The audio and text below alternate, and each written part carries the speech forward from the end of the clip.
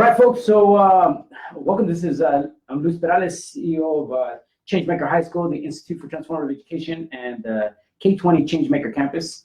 And today we are on our second podcast. So for today's podcast, we have an amazing guest who is going to be sharing insights. I'll be honest, of an old good friend. Yeah. So it's an honor really to have you here, Vanessa. I'm going to read a quick bio so folks that are out here know who you are and what you're about. And we're going to jump into a really great conversation. So saying hi to folks on Instagram. How's it going? Folks on Facebook. Buenas tardes. What's going on? We're live. So Vanessa Gallego is native of the Sonoran Desert, born in Tucson, Arizona.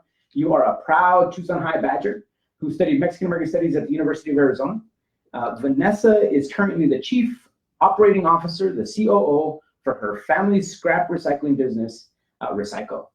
Vanessa is an advocate of recycling and environmental protection and was appointed to the City of Tucson's Commission on Climate, Energy, and Sustainability as a representative for Ward 1. You're currently the chair of that commission. Her advocacy includes supporting accessibility to sustainable, affordable transportation, and currently sits on the board of BICUS, the Bicycle Inter-Community Art and Salvage.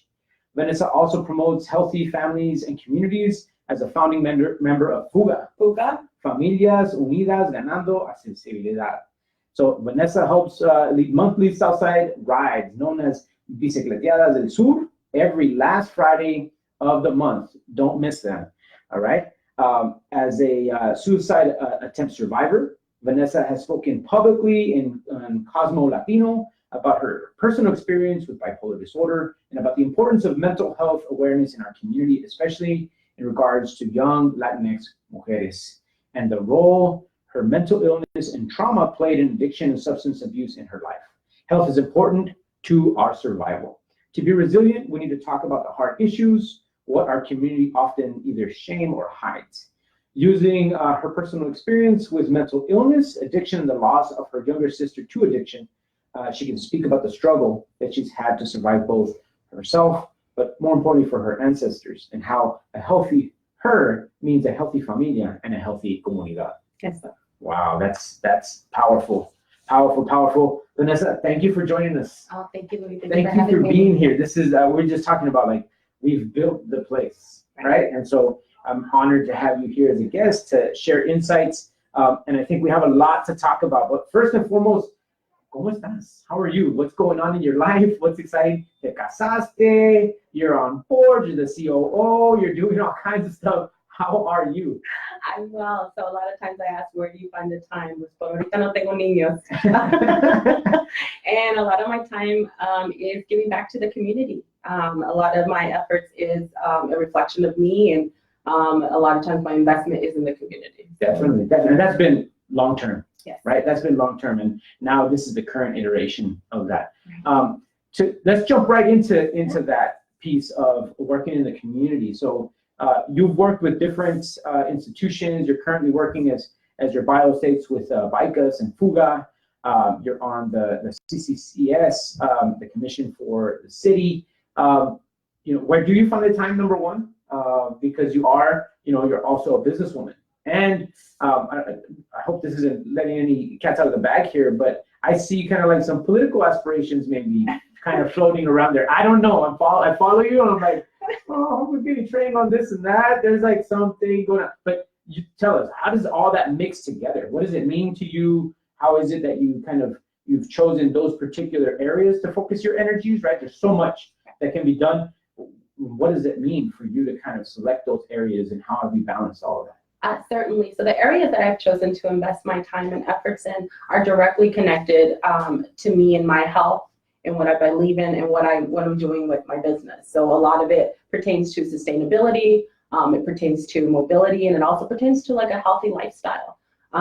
So where do I find the time is that a lot of the time my efforts move me, and that's what, pretty much schedules my day or my month. I was just telling Louis that the things I didn't say no to in the spring have come all in the fall altogether. But to me, it's the same movimiento in the community, that investment you put in and what you get back that continues to fuel fuel me every single day. And yeah, making that time. I have a wonderful husband now who totally supports all the efforts I do in the community. And yeah, I mean, I think politically, I've always been inclined to kind of look into maybe running for some kind of position in the future. But I think at the end of the day, all these preparations are to do that work, right? So whether it's in office or out of office, whether it's volunteer work or you're appointed to a commission, I think the energy is to make our community better in one way, shape, or form. So, all right, my gente, you heard it first here. Vanessa Gallego, remember that name. We will be asking for support in the future. I don't know for what, but it's coming. It's coming. It's coming. You heard it here first. No fucking sepa. So a lot of people talk about the end product, Vanessa, like you're here, right? People now, we're the examples now. Yeah. When once upon a time we were looking for other examples. Yeah. So let's go back then, and what does that look like with respects to, did you think that this is where you would be? What did that process look like for you to be like, you know, I'm here, you know, your family has been instrumental in a lot of the work here in Tucson, right? And how did you see your role, and over time saying like, yeah, that's where I'm going to end up? What's that process like? Because there is, you know, struggle along that. And a lot of people want to see like, okay, Vanessa 10.0, right? But how did we get from Vanessa 1.0 to Vanessa 10.0? Because we have a lot of families out there, young people and familias who their children are in that place right now. They're at that 1.0, right? The world is like 5 steps away, right? And so this idea that this is possible, right? So how did you see it, and what did the reality really happen to be? Yeah, certainly. So it's been a long road to get here. And I think what really influenced me is, of course, the folks that I keep around, your circle, right? And I was lucky to surround myself with a lot of change makers, a lot of people who are already doing that work in the comunidad. And really, I always envisioned myself as continuing to run my family's business in one way, shape, or form, because recycling, environmental protection was instilled in me in a very young age, both by TUSD and the efforts that they were doing to promote environmental education and recycling. I mean, during the time I was growing up, there was this big push about, you know, protecting water and like knowing all these things, you know, as a kid. So I grew up with that, and I always knew that my passion laid in protecting Tucson and protecting our environment. So in that, just want to jump in here. I mean, you're really pointing back to like the educational system has a responsibility here, right? Yes. And so a lot of times, you know, systems large or small, like there is a role to be played to like plant these seeds, right? And so if they're reinforced, and what I'm hearing is that when they're reinforced, when you see it at home and then you see it at school, then that only exacerbates, that only like strengthens it. That's the direction. Yeah, I remember going home and telling my parents about recycling, because to us, recycling just meant like scrap metal, and metal has value.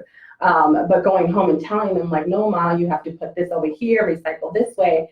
It's only years later that my mom's like, tú fuiste la que me enseñaste. You were the person to teach me. And I was lucky to learn this at school, like the basics, right? Like if you want cold water, well, put a cup of water in your fridge and you have cold water there instead of running the tap water until it got cold during the summer. So these little tiny efforts, and it was by Tucson Water Department that would go out in schools and do this. And I don't know if they continue to do this, but things like that really connected with me at a young age. And I was able to go home and teach my parents. And that's one thing that recycling, and at least Recycle, always did, was always incentivize recycling with the youth. Mm-hmm. So providing that extra bonus for your cans, because it taught one, you know, like the importance of the dollar of what you're earning. And then second, it was that incentive. It's like, I get a better rate than my dad if I come in and bring my cans, or my parents. Now your family has a local business, right? So what was that discussion like with respect to, like, you know, either you're going to follow in our footsteps, or you continue this?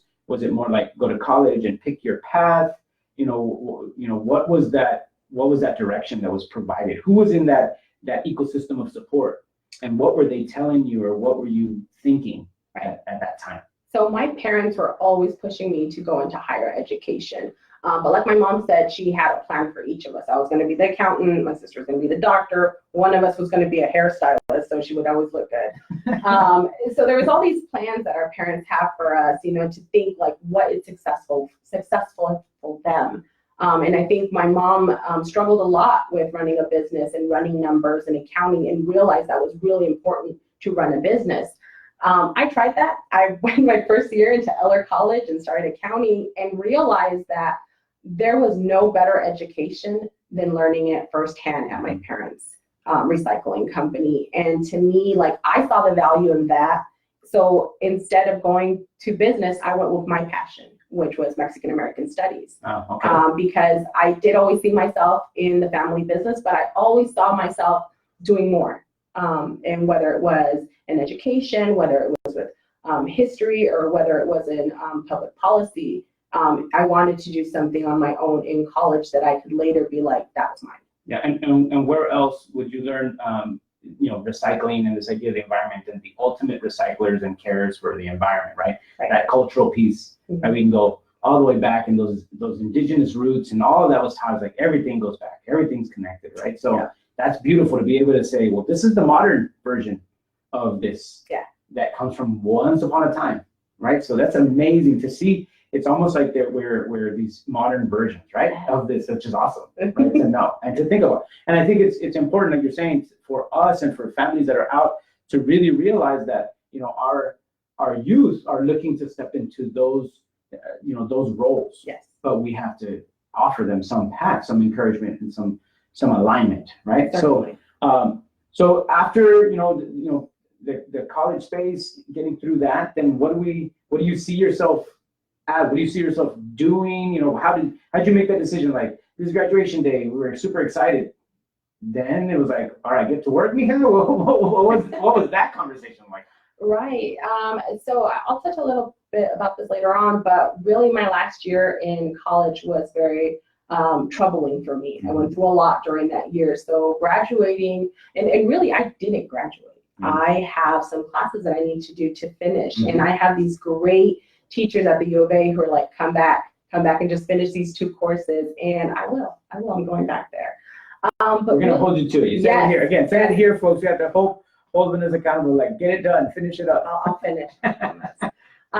So me, it was like, I was at a time where it's like, I have to do something and keep going. So I went back to what I knew, which was my family business. And from there, it was just really spreading my wings from that point, from that place.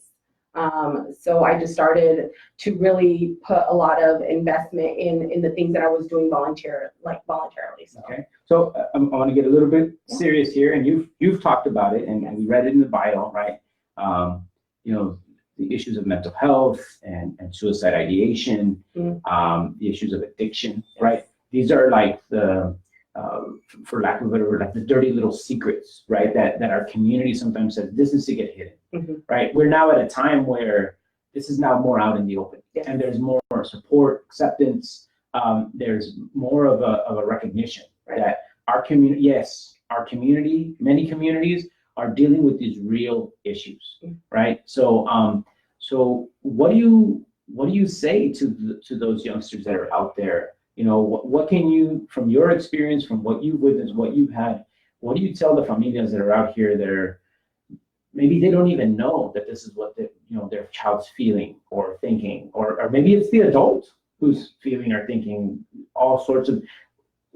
Tell us a little bit about your experience and that particular experience, those challenges that you went through. So I know this sounds very generic, but you're not alone. Y no estás solo. And I think I took that for granted, because as much as there was resources telling me that you can get help here, that you're not alone, I still in my head felt you can't possibly know what I'm going through.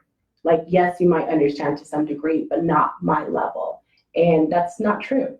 There are many of us who can sympathize and empathize what you're going through. So para empezar, you're not alone, no están solos. Y hay mucha información, muchos recursos que pueden tomar. There's a lot of information and help that you can go, but seek for it and find it, because a lot of times we're ashamed, or for X, Y, and Z, we're not seeking that out. And as a suicide attempt survivor, seek those out, because there is no solution to death other than death, and you don't come back from there. So, but yeah, I struggled with anxiety, depression, and it was only till I was an adult that I realized it was bipolar. Because when I was younger, that wasn't really a diagnosis that was given back then. So you were just, depressed.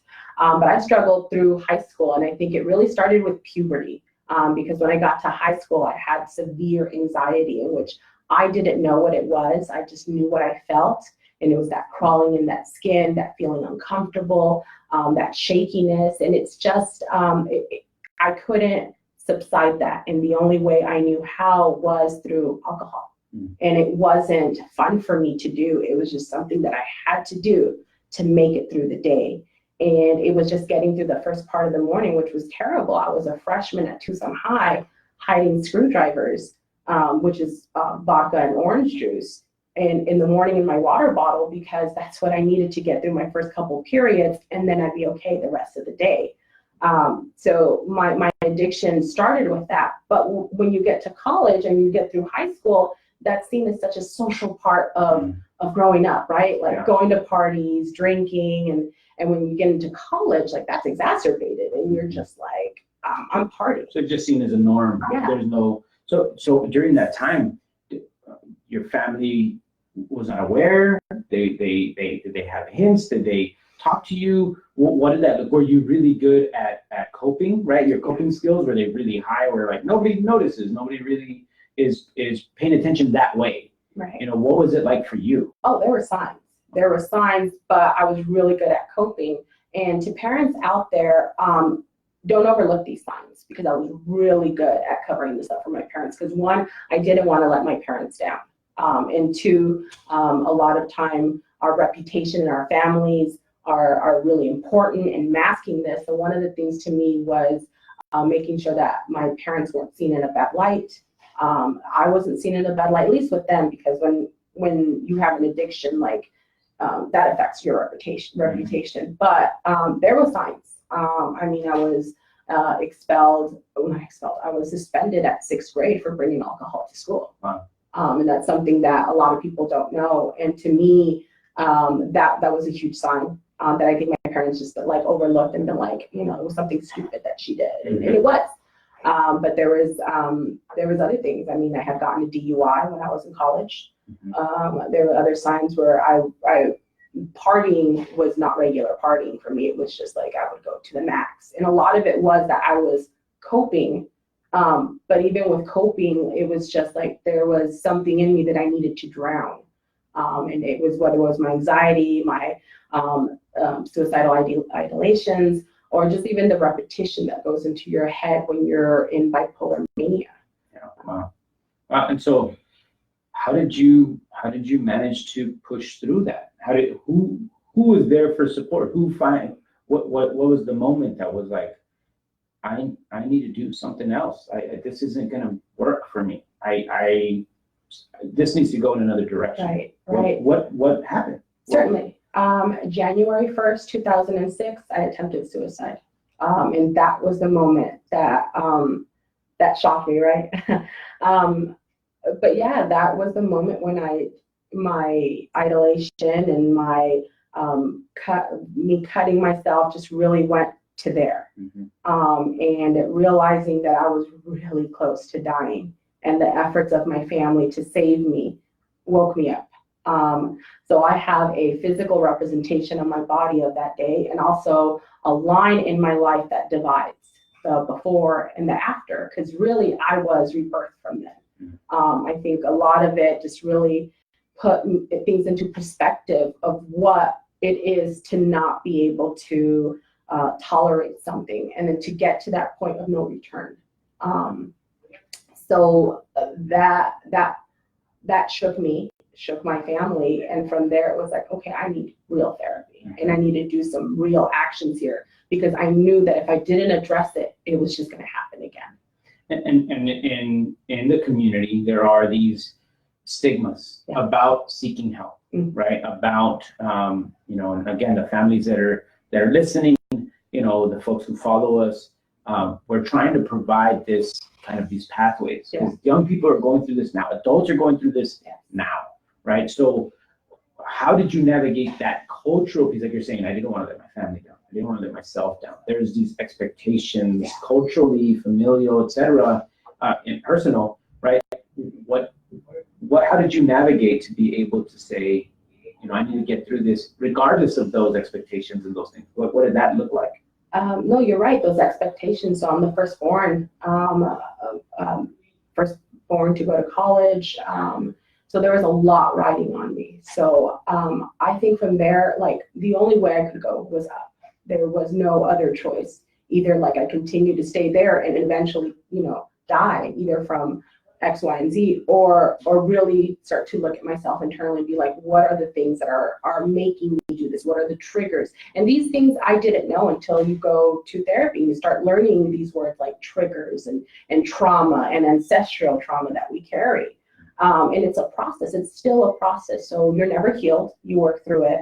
But one of the things is that I went through many therapists. And a lot had to do that I didn't feel they were culturally capable of kind of understanding where I was coming from and the levels of pressure. Because one of the things was to me is like, you don't understand my Latina family. You don't understand where I'm coming from.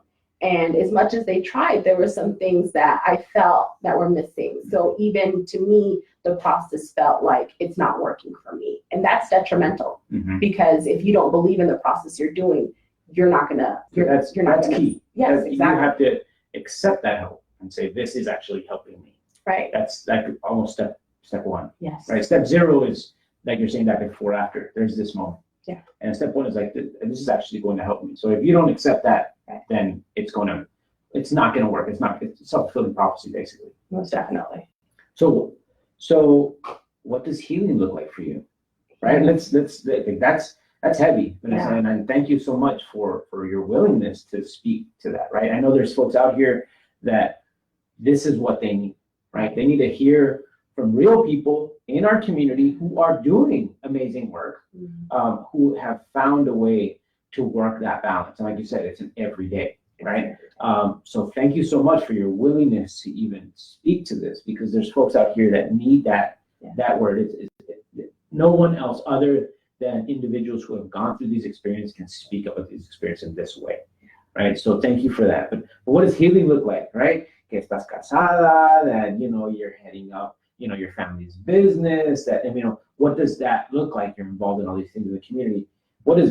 How does that fit into this healing process? So there's the healing process within me, and working with therapy, working with my support group, my family and friends, who are tremendous support. And it's only recently that a lot of my friends and my comadres, like close friends, realized what I had gone through. And this all came about that Dr. Andrea Romero, a wonderful teacher at the U of A, professor, inspiration to many of us, and really helped me find my voice. And that's with the Cosmo Latina article in 2015. And really, Andrea kind of just helped me go through that and finding healing through my story. Because up until then, I was still telling people that I had an accident on my arm. Oh, wow. And it was really hard on me not to speak my truth on that and to continue that lie. But it was really, really, really hard to come out with my story, because my biggest obstacle was like, what are my parents going to say? Yeah. What are they going to feel when this is published? And then I share it on social media. Because part of that healing process, and really I wasn't going to do it. It took me a long time to admit to making that article and then providing my name, right, in so many details. But the truth set me free. And I'm here because of it, because I feel so empowered by it, because that's my story. Yeah. And I didn't want to see somebody else in this position. I didn't. 2 weeks ago, I went to a funeral of a friend, a fellow scrap metal recycler in Nogales, Sonora, who committed suicide. 40 years old, brilliant, wonderful, caring person. And if you ask me what I remember about him, it's his smile. So for me to hear that he got to a point that he couldn't take anymore was really painful for me, because I feel sometimes if I just share my story, that opens the conversation, that opens the door to somebody, right? Not to say that I could have saved him, but we could have had a conversation. And that really hurts, because all I remember him is always smiling. And it hurts even more because that was me. I was always masking my pain with a smile. And so just, it just, and that's recent. That was a big trigger for me. Wow. That was a big trigger for me, and I'm still coping with it. But yeah. Wow. And so you taking control of your story, Yes. you still being triggered. Are these fears, are they warranted? I mean, did they come to be? Like you're saying, I was afraid that my family, this would happen if I put out my story this way, or these things. Because like you're saying, this friend, those things keep people from speaking, right? Yeah. Was it warranted? Did those fears come to be? How did people respond with you putting out your message and your story? Right.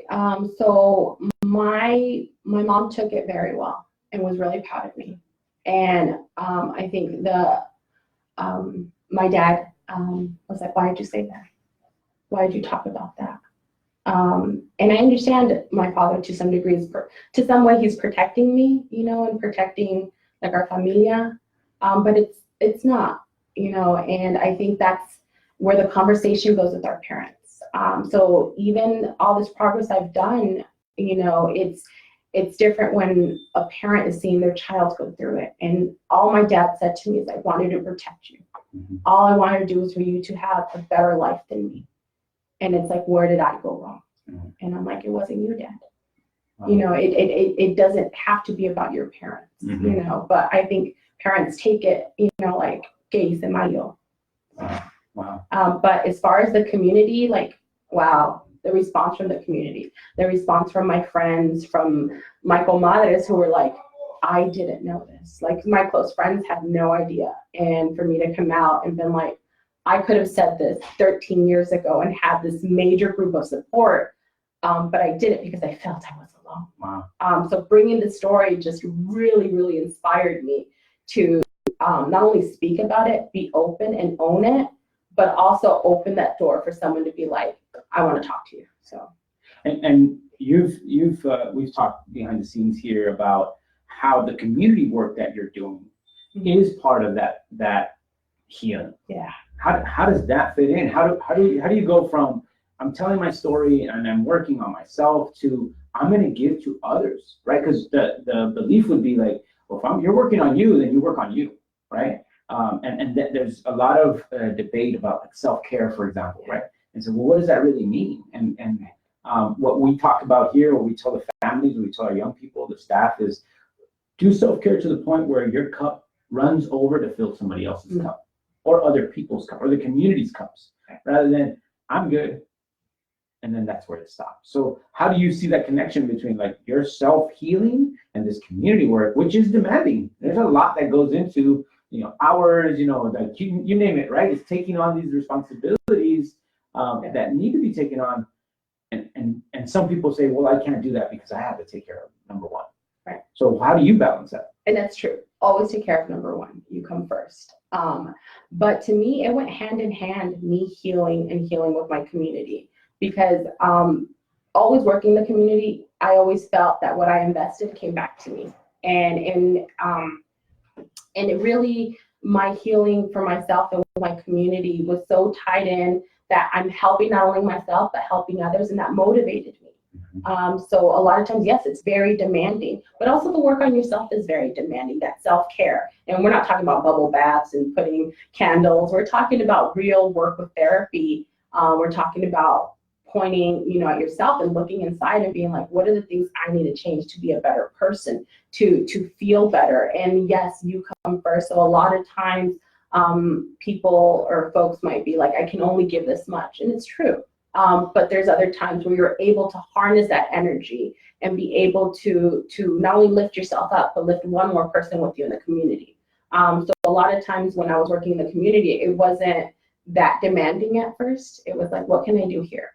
And it was kind of like testing the water. If I can do this, I can do this. And at every step of the way, I was checking, am I okay? Am I giving myself that time? Am I putting way too much on my plate where, 6 months down the road, I'm back in mania again? So it's always checking in with yourself, and it's okay to say no to things. And I'm still working on. Yeah, definitely. So tell us a little bit about, I want to talk to you about Fuga, right? Because that's like mad community presence, right? Where this idea of like, we're going to hit the streets, we're going to be out, we're going to be visible, right? So talk to us about the amazing work that's coming out of Fuga. That from my understanding, this is your baby. This is not my baby, it's all of our babies. And I'll just say it's a group of Fugistas who in Lane Santa Cruz's living room were like, we're going to do this. So it's my baby as much as all the rest of the Fugistas' baby. I might lead the rides, but it took a whole team to get me there. I was just saying a year ago, last week, it was my first time leading a ride on the South Side, myself, me leading, and I was leading the city manager and some city officials, and I got them lost in the barrios, which was beautiful because I had no idea where I was at, and I kept circling in a loop, and it was dark. There was all these potholes, and they were like, where are we? And I was like, ándale, pa que veas. But it was just like, that's what happened. And a year later, I'm just like so much more confident in leading a ride, like just the growth I've done. And that has everything to do with the Fugistas who helped me get there. But yeah, Familias Unidas Ganando Accesibilidad came out a year ago in May out of us seeing mobility justice in Sur Tucson, and not just the city, just the South Side, right? And just how mobility, and we're just not talking about bikes, or walking, but accessibility in general, how it connects to so many things. You're talking about education, you're talking about health, you're talking about access and opportunity, and just how mobility really can either launch us forward or it can hold us back. Yeah. So just diving into that is just like, well, what is mobility in our community and who's making these decisions? And how do our input come in to make these roads, livable for us, work for us, and at the same time, it's taken back. Son nuestras calles, son nuestros caminos, nuestra comunidad, and how do we mobilize and really move in those spaces? And this is directly related to you're on the board of BICAS. Yes. Right. So how does that play in? What led you to say, this is the type of organization? It seems very obvious, right? That from what you're talking about, it seems very obvious. But what was that step into a board position from being like, yeah, I'm a supporter, I'll donate, I show up to events, to, hey, Vanessa, I think you would be great on our board. Right? How did that play out? Certainly. So part of several years ago, part of my healing process was like, I'm going to take control of my health. I was dependent on a lot of pharmaceuticals, both from blood pressure, cholesterol, mood stabilizers, and all these things were taking a toll on my body. And one of the things is like, I need to know what I'm putting in. And I really started with really clean, healthy eating, a good strict regimen on working out, and just kind of having all these things play in. Well, little by little, pharmaceutical medicine started dropping off. Wow. So my blood pressure medication, I didn't need anymore. My cholesterol medication, didn't need anymore.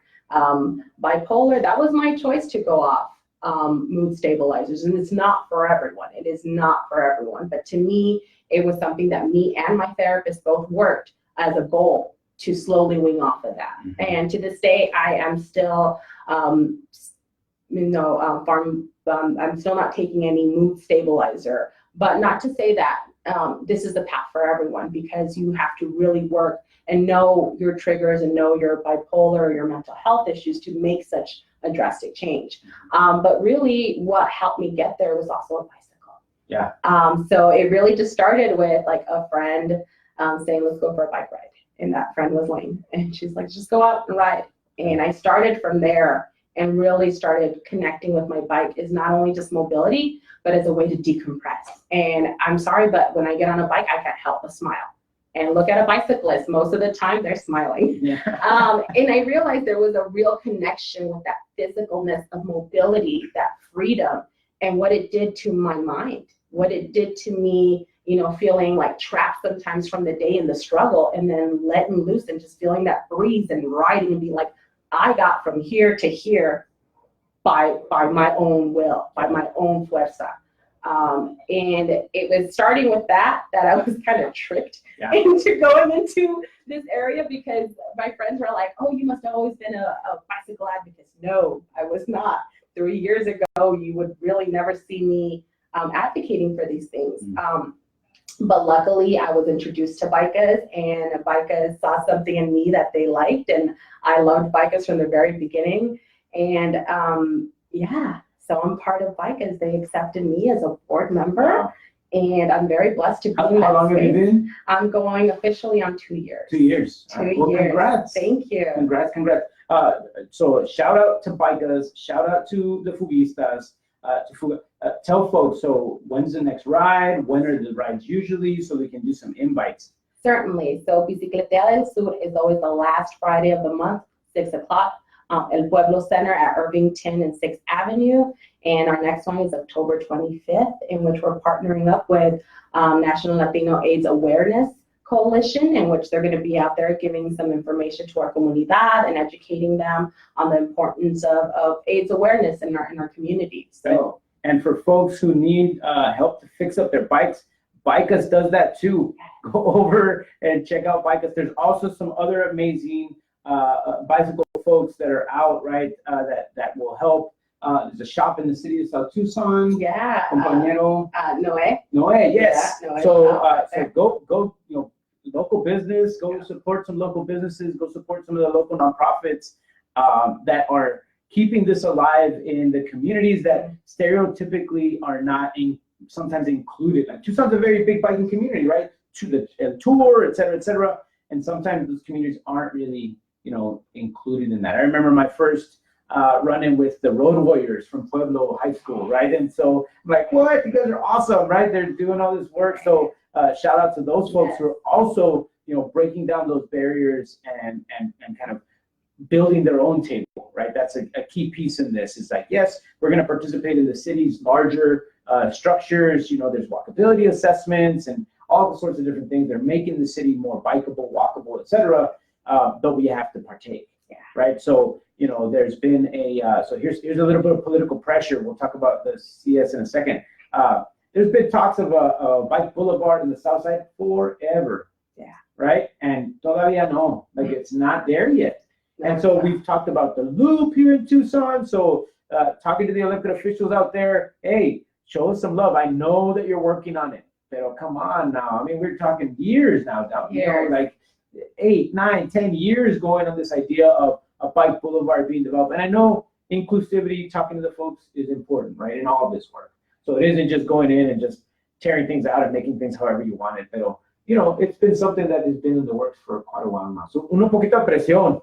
Hey, our folks who are on bicycles would like to have a nice trail that heads through, right? Not just the loop. The loop is great. Thank you so much for everybody who's putting in that work. But, the south side also requires a little bit of TLC. Yeah, and in an east to west mobility that's really accessible, especially around I-19. Yep. So there are some projects in the work to make some bicycle boulevards. And last week, Fuga held a event with the Tucson Department of Transportation to get that information from the community. So right now, it's very important that you put in your 2 cents to all these projects that are going on, because you have the voice to what your community wants to look like. And right now, there's real dollars that are going to be allocated with Prop 407 and the bicycle boulevards, but we need your input, because si no, otros te lo van a hacer, someone else will decide what your road's going to look like. All right, so you heard it here, folks. Healed by bicicletas, right? So go out there, get on your bike, get your gear, get things fixed up, catch a ride. They happen every month. Go find the folks, right? Connect up. It's here in our community. It's our comunidad. It's our responsibility to keep this going and alive. And also, if you don't have a bike, we have a great partnership with To Go, in which they lend us bikes every bicicleteada, and that's also equity right there. Yeah. Because these bikes, for normally it's $15 an hour, but if you qualify for low income or assistance, it's $5 for the year. There are some stipulations. You can use it for like half hour or so, but you can ride for a half hour, check it in, get another bike. Yeah. But yeah, To Go is instrumental in helping our community ride by providing bikes free to us. So if anytime you want to ride with us, tienes bicicleta, hit up Fuga Tucson on Facebook, Instagram, and we'll get you a bike. meet you on the street. Ahí estamos. So, Vanessa, again, muchísimas gracias. Thank you so much for coming out, sharing your story. Thank you for being vulnerable with us, and for being vulnerable with the community that we, we're here engaging, right? The audience that we're building and that we're working with. I do want to remind folks, right? Because there is the Night Under the Stars is happening. It's coming up. It's our first Changemaker dinner. So you can go to our website, www.changemakerhighschool.org. You can see what's going on with our Changemaker dinner. I hope you'll be able to make it and attend. It's happening this month on October 19th. So Night Under the Stars, some amazing folks are helping to put it together. We're going to bring folks together, again, celebrating the change makers that are in our community. I think it's super important for us to push the envelope with respect to bridging the gap between our youth and the change makers who are out there doing the work. And you're definitely one of them, Vanessa. So thank you so much. Muchísimas gracias. Everybody, again, catch us on Insta, on Facebook. Please engage with us. Send us any kind of feedback. We love to stay connected with all of you out there. And again, I want to give thanks to Vanessa for coming out today. Un aplauso. Un aplauso. Thank you. Right. So thank you, everybody. We will catch you next time. Se cuidan. Adios. Bye-bye.